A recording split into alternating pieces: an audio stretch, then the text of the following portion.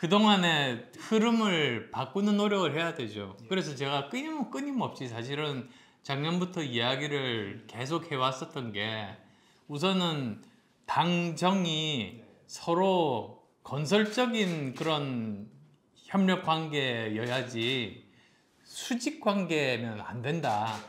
그 말을 했었던 게 바로 그 이유거든요. 왜 그러냐면 수직 관계가 되어버리면 대통령 지지율에 정당 지지율이 묶여버려요.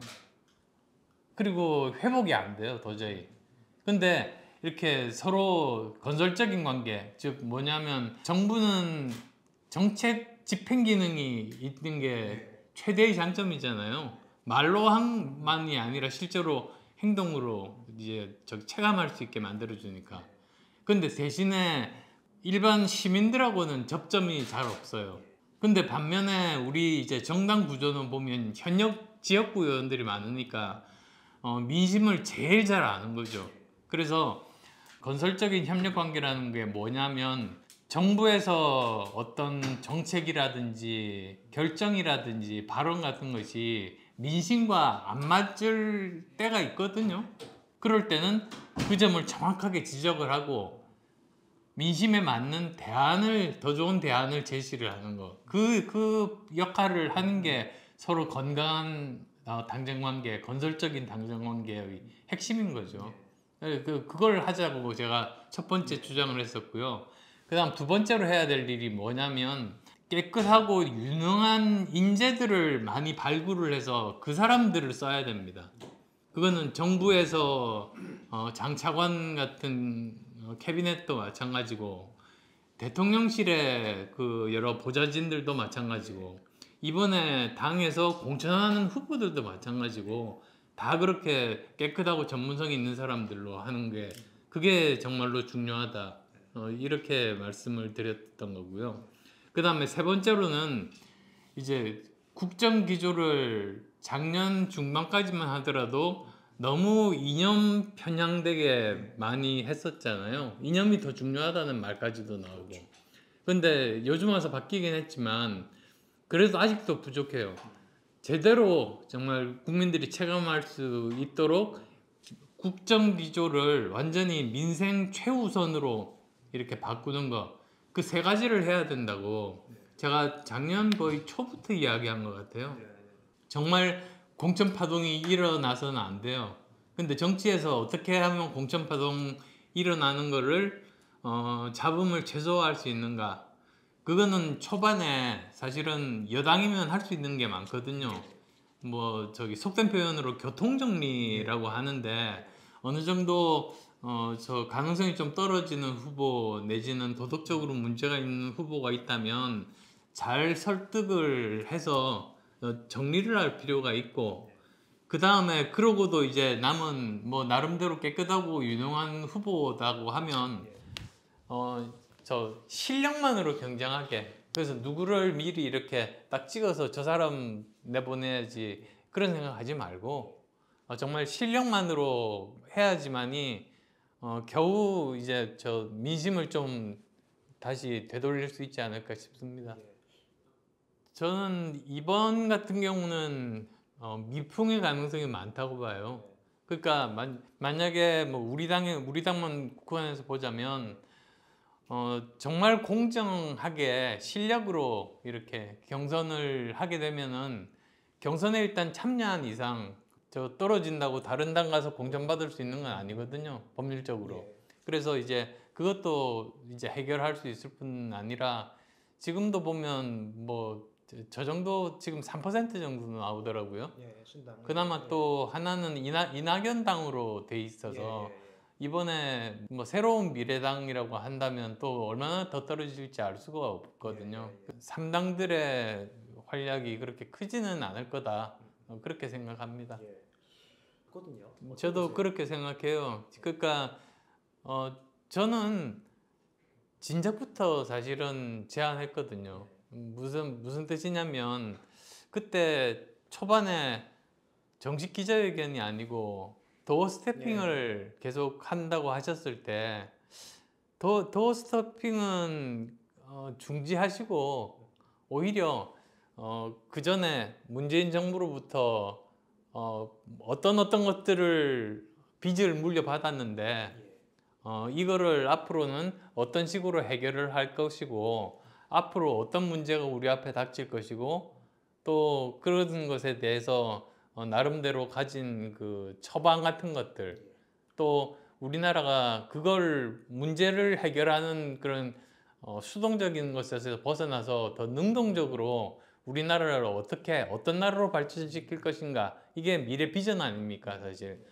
그런 것들에 대해서 정기적으로 정리된 기자회견 그리고 자유롭게 질문 받잖아요 선진국의 지도자분들 저는 그런 모습이 되기를 원했거든요 근데 저 사실 뭐 문재인 대통령만 하더라도 사실 그런 게 제대로 안 돼서 국민들이 불만이 굉장히 많았잖아요 그것과는 완전히 반대되게 열린 소통의 그런 차원에서 도어 스태핑을 하신 것 같은데 전 처음부터 도어 스태핑이 그렇게 적절하지 않다고 봤던 이유가 물어보는 질문에 대한 대답이잖아요 그게 아니라 오히려 이렇게 시기마다 지금 우리가 가지고 있는 문제 정리하고 그 다음에 해결 방법 그리고 앞으로의 비전 이런 것들을 다 미리 정리를 다 하고 궁금한 점들에 대해서 질문을 받고 그러면 또 자연스럽게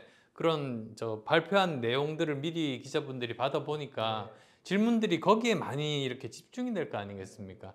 그러면서 좀 더 우리가 집중되게 만들어 나갈 수 있고 불통 이미지도 없을 수 있었는데 그런 점이 굉장히 안타깝죠. 근데 지금도 현재 진행형인 게 바로 어제인가 그저께 김경률 비대위원이 불출마 선언을 했잖아요. 이게 또 내부적인 힘겨루기의 모습으로 국민들한테 저는 각인이 될 거라고 생각해요. 그럼 그거는 여당의 총선에 굉장히 나쁘게 영향을 미치게 되거든요. 대통령실에서 뭔가 압력이 있었던 거 아닌가 그렇게 나름대로 또 합리적인 의심을 하는 사람들 숫자가 많아질 거 아니겠어요. 그래서 이런 모습들이 굉장히 우려스럽습니다 사실. 그래서 한 위원장이 처음에 취임 일성에 정부는 정부고 당은 당이다. 각자 자기의 역할에 충실하면 된다고 말했던 그 원칙 그대로 돌아가서 최선을 다해야지만이 그게 또 제가 아까 말씀드렸던 건설적인 건강한 당정 관계이고요. 그게 복원이 돼야지 이번 총선을 치러볼 만하게 될 겁니다. 이게 수직적인 관계가 변했다고는 사람들이 이렇게 생각이 완전히 변하지는 않고 있죠. 그러면 그건 총선에 나쁜 영향을 미칩니다. 당연하죠.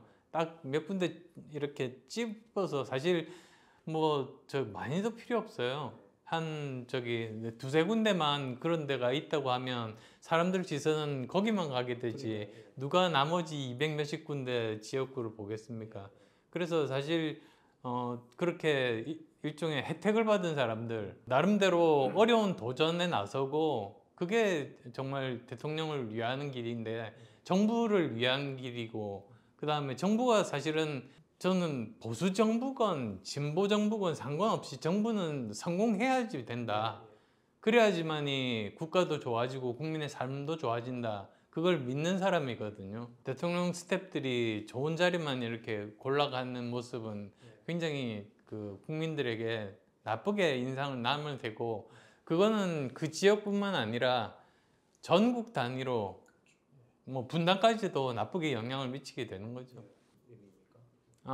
그게 사실 저 보면 정치인에 있어서 연고라는 게 굉장히 중요하다는 건 아시잖아요.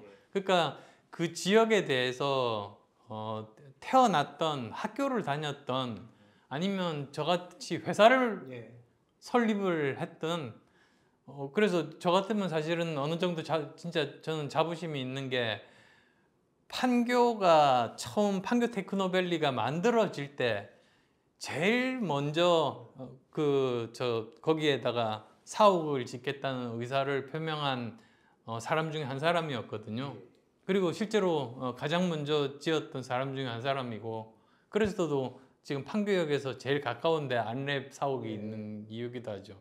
그래서 저도 판교가 이렇게 지금 발전하기까지 제일 처음 벽돌 하나 올려놨던 사람이다. 네. 그게 얼마나 큰 연고겠어요, 사실. 생각해보면 제일 연고가 많은 사람은 저기 이재명 대표 아니에요? 성남시장 네. 2번 하고 그 다음에 경기도 지사하고 근데 인천하고는 아무 연고도 없는데 갑자기 인천으로 갔단 말이에요. 그러니까 오히려 그분이 와야지. 이광재 지사는 강원도에서 3선 국회의원하고 강원도 도지사하고 그랬던 분이잖아요. 강원도를 어떻게 하면 발전시킬지 어떤 문제점이 있는지 제일 잘 아는 분이니까 그분은 강원도에서 출마하시는 게 맞죠, 사실. 근데 그거를 하지 않고 몰래 넣고 여론조사를 돌렸을까라고 생각해 보면 결국은 지금 사실은 벌써 불거져 있는 친명 대 친문 내지 친노 간의 싸움, 거기에서 결국은 저희 지역으로 오면은 사실 사람들이 어떻게 되겠어요? 선거 결과가 어찌 제가 잘해야 되겠지만 어쨌든 그렇게 해서 지더라도 그러면은 자연스럽게 남의 손에 의해서 친노 친문계를 학살하는 효과잖아요. 그냥말로 차도살인. 예, 차도살인 저는 그 의도밖에는 떠오르지를 않더라고요. 그래서 그렇게 비겁하게 하지 말고 직접 알아. 직접 하라 네. 그랬죠. 보세요. 그러니까 저 조 전 장관은 정치를 하면 안 될 사람이에요. 기본적으로 이제 본인이 지금까지 한 말하고 그게 이거 한다고 또 명예회복이 되겠습니까 어디? 근데 지금 상황에서 보면 사실 오히려 우리는 선거에서 더 유리해질 거예요. 제3당을 만들려면 사실은 유능한 인재들을 많이 확보를 해야 되고 그 다음에 어느 정도 자금력도 사실은 필요하고요. 예. 국민의당 만들 때 현역 의원들한테 제가 한 푼도 내지 말라 그러고 제가 다 냈어요. 사람들이 그건 잘 모르던데 예. 엉뚱하게 뭐 밥 안 산다고 그러지를 않나. 참 기가 막혀서. 차도가 많이 들었죠. 예, 아니, 그러니까 뭐 정치권에서야 뭐 흔히들 그런 식의 거짓말들을 많이 하는데 제가 그런 식으로 해서 돈도 모으고 그 다음에 또 차별화 어떻게 하면 거대 양당하고 차별화를 시킬 것인가 그 점에 있어서 정책 개발하고 좋은 사람들 많이 영입하고 그랬었거든요. 그 3가지가 필요한데 지금의 3당은 그 3가지 다 부족해요. 그게 문제인 거죠, 사실은. 그래서 국민들도 지금은 옛날에 비해서 8년 전에 비해서 훨씬 더 양극화가 심해졌어요. 문재인 정부 거치면서 사람들을 갈라치기를 하는 바람에 그러면서 거기에 대항할 3당이 충분한 그런 사람이나 자금이나 또는 차별화된 부분 정책들 특히 제가 말씀드렸잖아요. 정책 발표만 해서 소용없다고. 그걸 실행시킬 전문가가 그 그룹 내에 있어야 돼요. 이게 또 역시 그래서 사람하고 정책은 뗄 수가 없어요. 근데 이런 것들이 지금 현재는 굉장히 부족하죠. 그리고 그 현역 의원들 있잖아요. 제가 그때는 많은 현역 의원들이 그것 때문에 그 결과로 모였거든요. 근데 지금은 보면 그 3가지 다 부족하다 보니 이제 그 결과로 현역 의원들이 얼마나 민심에 민감한데요. 저만 하더라도 매일같이 만나는 게 지역 국민이니까 잘 알죠. 그래서 아는 거예요. 아, 내가 이대로 있다가는 안 되겠구나. 저쪽으로 가야겠구나. 이렇게 되는데 지금은 아무도 그렇게 생각 안 하거든요.